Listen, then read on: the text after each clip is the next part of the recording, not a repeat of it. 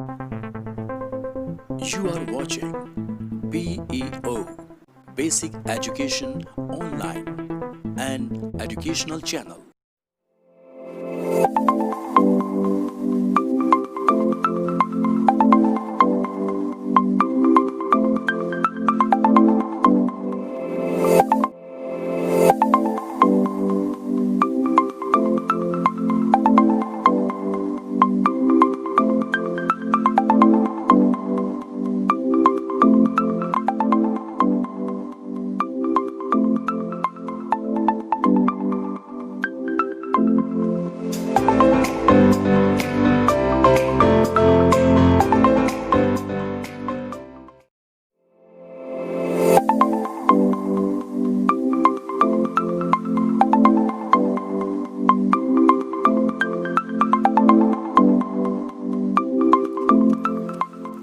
शिक्षण संग्रह हस्त पुस्तिका के भाग 4 में हम जानेंगे सीखने के लिए आकलन। इसका पहला बिंदु है आकलन क्यों किया जाना चाहिए। दूसरा बिंदु है आकलन बच्चों के किन पक्षों का किया जाना चाहिए। तीसरा बिंदु है आकलन कैसे किया जाना चाहिए। और चौथा बिंदु है आकलन से प्राप्त फीडबैक का उपयोग कैसे किया जाना चाहिए।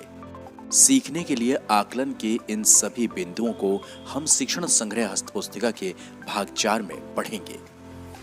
सीखने के लिए आकलन यानी असेसमेंट फॉर लर्निंग, इसमें यह देखा जाता है कि बच्चे ने क्या क्या सीख लिया है, क्या बच्चे ने उस विषय में कक्षा के अनुरूप मूलभूत दक्षताओं को प्राप्त कर लिया है। इसके लिए अंक आधारित आकलन यानी समेटिव असेसमेंट किया जाता है। एक अच्छा शिक्षक अपनी कक्षा में बच्चों की प्रगति का सतत आकलन करता है ताकि वह समय रहते आवश्यक कदम उठा सके। आकलन के इस तरीके को रचनात्मक आकलन यानी फॉर्मेटिव असेसमेंट कहते हैं। इसे सीखने के लिए आकलन यानी असेसमेंट फॉर लर्निंग भी कहा जाता है। इस प्रकार शिक्षक सामान्य शिक्षण अधिगम प्रक्रिया के दौरान ही बच्चों के लिए कठिनाई के बिंदुओं का पता लगा लेते हैं। आकलन का सबसे महत्वपूर्ण पक्ष है सतत एवं व्यापक आकलन, कॉन्टिन्यूअस एंड कॉम्प्रिहेंसिव असेसमेंट, जिसे रचनात्मक आकलन भी कहते हैं।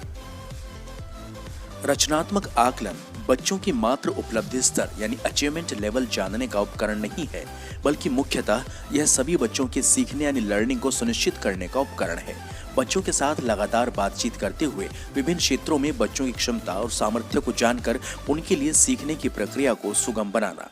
प्रत्येक बच्चे की सीखने की गति और समझ विकसित करने का एक जैसा समय नहीं होता है, अतः प्रत्येक बच्चे को उसके संदर्भ, अनुभव और सीखने की गति व ढंग के आधार पर ही आकलित किया जाना चाहिए। सीखने सिखाने की प्रक्रिया को सुव्यवस्थित दिशा और गति प्रदान करना ही आकलन है। आकलन को ऐसी प्रक्रिया के रूप में देखा जाना चाहिए जहां शिक्षक बेहतर शिक्षण अधिगम के परिप्रेक्ष्य में बच्चों के बारे में समझ रखते हैं और रचनात्मक आकलन को रणनीति के रूप में शिक्षण का मूल अंग बनाते हैं। आकलन कैसे किया जाना चाहिए, इसके लिए सर्वप्रथम आवश्यक है कि भिन्न भिन्न स्रोतों यथा शिक्षक, माता पिता, अभिभावक, बच्चों के मित्र, सहपाठी, दूसरे अध्यापक और समुदाय के माध्यम से बच्चे के सीखने की गति, रुचि और शैली के संबंध में जानकारियां प्राप्त की जाएं। अतः बच्चों के साथ मौखिक तरीकों, व्यक्तिगत या समूह चर्चा, वार्तालाप, प्रश्नोत्तरी के साथ साथ लिखित तरीकों जैसे बच्चों की कॉपियों, स्लेट, हरी पट्टी आदि पर लिखित कार्य कराकर नियमित आकलन कर सकते हैं। यह कार्य कक्षा कार्य या प्रदत्त कार्य, समूह कार्य, परियोजना मॉडल निर्माण, खोज, प्रयोग और प्रस्तुतिकरण के दौरान कराना चाहिए।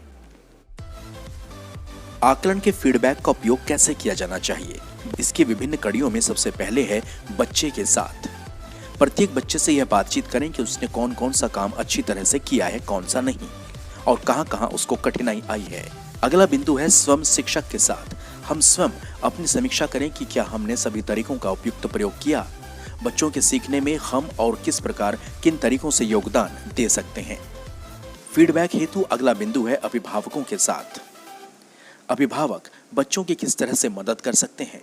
बच्चे की रुचि, अभिवृत्ति, कौशल आदि के संबंध में उनके अवलोकन क्या हैं और बच्चे की प्रगति में अपेक्षित सुधार हेतु उन्हें क्या और किस प्रकार से सहयोग देना है। ये था शिक्षण संग्रह हस्त पुस्तिका के भाग 4 का प्रारूप, जिसके सभी मुख्य बिंदुओं को हमने आपके साथ साझा किया। प्रेरक बातें के अगले अंक में आप देखेंगे शिक्षण संग्रह हस्त पुस्तिका का भाग 5। You are watching BEO Basic Education Online, an educational channel.